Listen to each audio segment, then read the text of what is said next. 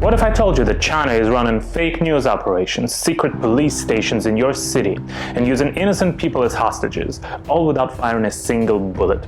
From Spain to Manhattan, Taiwan to London, this is China's silent global war, and it's already happening.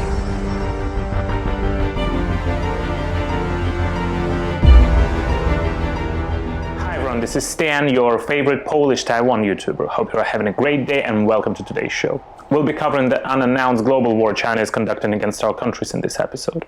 Let's start with something called spamflage. Sounds like internet spam meets camouflage, right?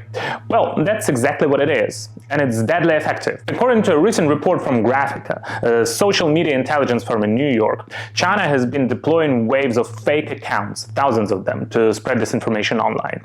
These accounts often impersonate credible organizations or news outlets, using large volumes of news content that is part truth and part fiction, roughly 70% true and 30% false, to attack specific countries, organizations, or dissidents. Graphica found that these spamflage campaigns have been active since at least 2017, targeting multiple countries. In the 2024 US elections, Chinese operatives even pretending to be American voters online. But it only gets worse. Spain, the first attempt to topple a foreign government. In 2024, devastating floods hit Spain, a human tragedy, but China saw it as an opportunity.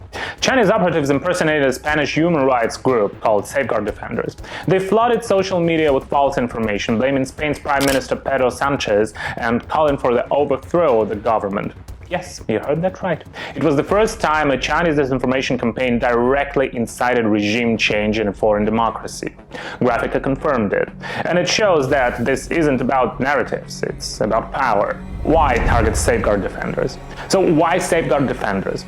Because they were the first to expose something China desperately wanted to hide: their overseas secret police stations. On January 22, 2022, Liu Rongyang, director of the Fuzhou Public Security Bureau's Office for Overseas Chinese Affairs, even announced that the Fuzhou police had already established the first batch of the 30 overseas police service stations in 25 cities across 21 countries.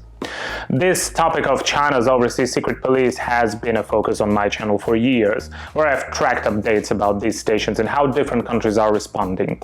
While many Chinese people have long been aware that criticizing the party or participating in pro-democracy movements abroad could lead to harassment by the CCP informants overseas, Safeguard Defenders was the first organization to conduct a comprehensive investigation and publicly release a detailed report on this issue.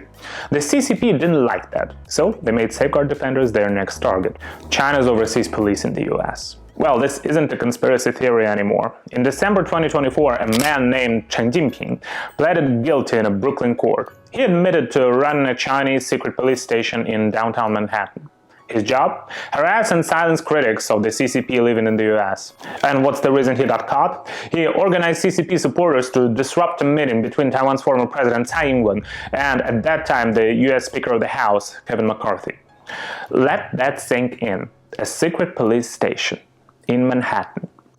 China didn't only target Safeguard Defenders. The National Endowment for Democracy, NAD, has also long been dedicated to exposing the Chinese government's systematic human rights abuses against groups such as Uyghurs, Tibetans, and Hong Kongers.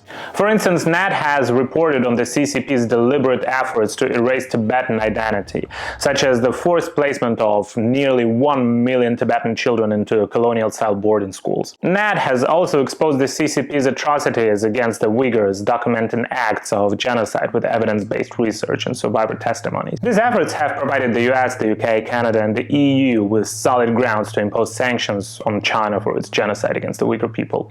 Additionally, NAD has issued global warnings about China's overseas secret police stations and revealed the CCP's intimidation tactics abroad, thereby promoting international cooperation to counter China's infiltration efforts. In response, however, the Chinese government has persistently used state media and social media platforms to smear and attack NAD, accusing it of being a tool in the US government to subvert China's regime. Since China has established overseas police stations, it's no surprise that there are corresponding laws to support them. After the counter-espionage law, which originally introduced in 2014, was further tightened through amendments in July 2023 and followed by the revision of the law on guarding state secrets in May 2024, the number of foreigners arbitrarily detained by China under the pretext of national security has continued to rise. These developments have led many investigators speculative firms working with the investment companies to pull out of China, ultimately triggering a wave of foreign capital withdrawal from the country. Hostage diplomacy and arbitrary arrests. China's aggression doesn't stop at fake news, it extends to hostage diplomacy. You may remember the two Michaels, Canadian citizens jailed right after Canada arrested Huawei executive Meng Wanzhou. China held them for nearly 3 years. Or the case of Chen Lei, an Australian journalist jailed for 3 years on vague state secrets charges. Or even Peter Humphrey, a British journalist detained under China's secretive RSDL system, residential surveillance at a designated location. These are not isolated incidents. These are a part of a strategy. I personally also encountered a case recently while riding the tube in London, their subway. I met a devout American Christian who told me his wife was nearly imprisoned in China due to her religious beliefs. She barely escaped being locked up. That's why they strongly oppose the Chinese Communist Party and deeply resent China's infiltration into the United States. To justify these detentions, China passed harsh laws, like the counter-espionage law and the revised state secrets law. These laws are so vague that nearly anything, journalism, faith, or even private conversations can be labeled as a national security threat. Foreigners are leaving, investment is drying up, even pro-China politicians are unsafe. Recently, a Taiwanese delegation visited Hong Kong, and one member was detained. No reason, no updates, just disappeared. Now, under the national security law and Article 23, simply criticizing China is enough to justify bypassing Hong Kong's former legal protections, allowing authorities to arrest and prosecute people directly. Hong Kong's pro-democracy parties are facing outright dissolution, and press freedom it used to be ranked 18th globally, and right now it's 140th, the global picture. China has built the most aggressive global dictatorship the world has ever seen. It's North Korea, but with money, tech, and reach.